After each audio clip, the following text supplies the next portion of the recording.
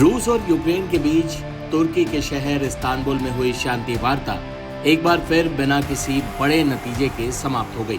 सोमवार को हुई इस बैठक में रूस ने कुछ ऐसी शर्तें रखी जिन्हें यूक्रेन ने सिरे से खारिज कर दिया। रूस ने मांग की कि यूक्रेन क्रीमिया और 4 अन्य इलाके लुहांस्क, दोनेत्स्क, जापोरिजिया और खेरसॉन को पूरी तरह छोड़ दे, जो रूस ने 2014 से अपने कब्जे में ले रखा है।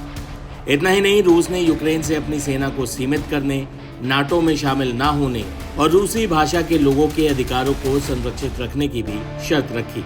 लेकिन यूक्रेन ने इन मांगों को आत्मसमर्पण जैसा बताकर ठुकरा दिया और कहा कि रूस की ये शर्तें शांति के बजाय युद्ध को लंबा खींचने की साजिश है। लेकिन ऐसा नहीं है कि इस बैठक में कोई भी फैसला नहीं हुआ। एक अहम मानवीय समझौता दोनों देश करने में सफल हुए। बता दें कि ये वार्ता मार्च 2022 के बाद दोनों देशों के बीच दूसरी औपचारिक बैठक थी, जो बमुश्किल 1 घंटे चली। दोनों पक्ष जिन मुद्दों पर सहमत हुए वो भी हम आपको बता देते हैं। युद्ध बंदियों की अदला बदली पर दोनों पक्ष सहमत हुए हैं। मृत सैनिकों के शवों को लौटाने पर सहमति बनी है।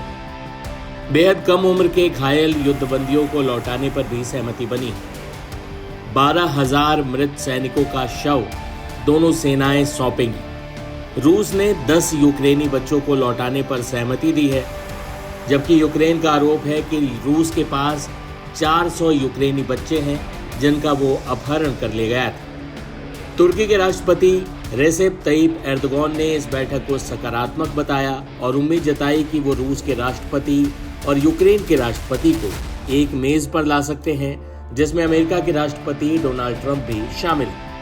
लेकिन रूस का कहना है कि वो सिर्फ अस्थायी युद्ध विराम नहीं बल्कि लंबे समय का समझौता चाहता है। वहीं यूक्रेन का मानना है कि पुतिन शांति में दिलचस्पी नहीं रखते।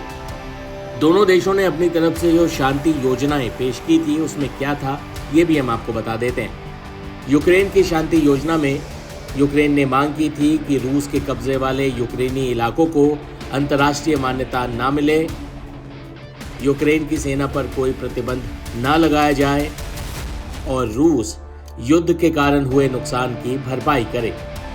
वहीं रूस की शांति योजना में क्या है ये भी बता देते हैं। रूस की शांति योजना में मांग की गई है कि यूक्रेन 4 इलाकों से अपनी सेना हटाए, यूक्रेन सैन्य तैनाती रोके, नाटो में शामिल ना हो, विदेशी सैन्य सहायता लेना बंद करे। इसके अलावा 100 दिनों के भीतर राष्ट्रपति और संसदीय चुनाव कराए। हालांकि दोनों ही देश एक दूसरे की मांगे मानने से इनकार कर चुके हैं। ऐसे में दोनों देशों के बीच युद्ध विराम की संभावना बेहद कम हो गई। बता दें कि इस बैठक से एक दिन पहले ही यूक्रेन ने रूस पर अब तक का सबसे बड़ा हमला किया था, जिसमें रूस के 41 वॉर प्लेन ध्वस्त करने का दावा किया गया। इसका वीडियो भी पेश किया गया। सुनिए इस दावे पर यूक्रेन के राष्ट्रपति जेलेंस्की ने क्या कहा था। Доповідь голови Служби безпеки України Василя Малюка. Блискуча операція проведена на території ворога виключно проти військових цілей, проти саме тієї техніки, яка використовувалась в ударах проти України. Дуже відчутні втрати Росії і абсолютно справедливі, заслужені їхні втрати. Дякую Службі безпеки, особисто генералу Малюку, також всім, хто був задіяний в операції. Готували операцію більш ніж 1,5 роки.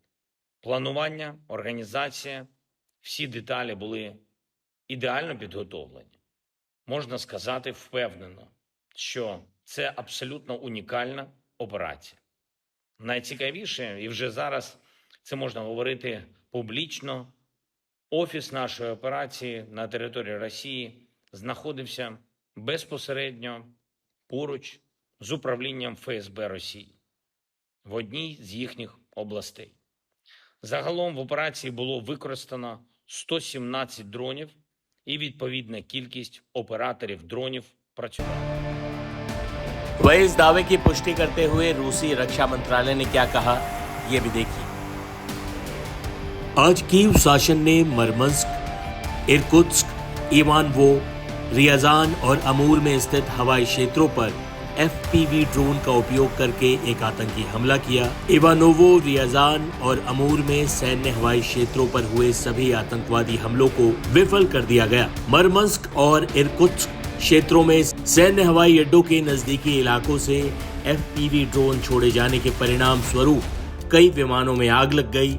हालांकि आग बुझा दी गई। ऐसे में रूस और यूक्रेन के बीच जंग लगातार जारी है। यूक्रेनी हमले का भीषण जवाब देने की तैयारी में रूस जुटा हुआ है। जिन लोगों को शांति समझौते की उम्मीद थी, उनके हाथ निराशा लगी।